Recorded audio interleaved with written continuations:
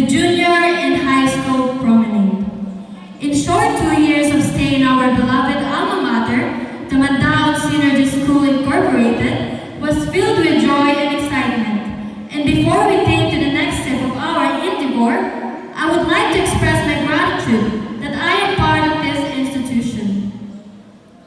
And I am truly honored and proud to be part of this growing legacy.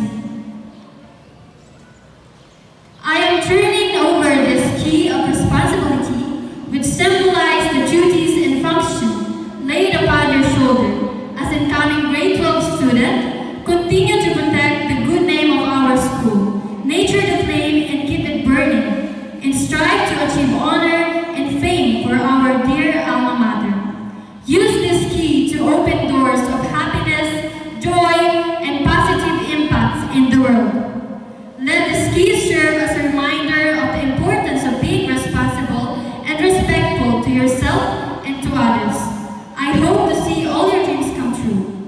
Mabuhay and God bless. Thank you, Ms. Gail. Good afternoon, everyone, especially to our guests, Broad trustees, audience, parents, and teachers, and to my fellow students. I am truly honored to accept the key of responsibility.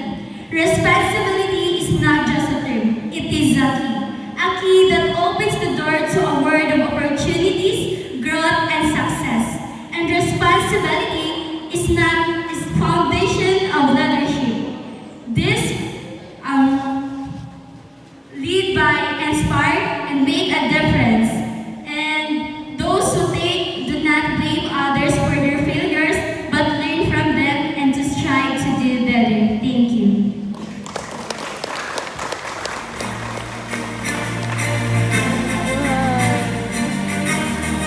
Okay, thank you, Miss Gail and Miss Marjorie.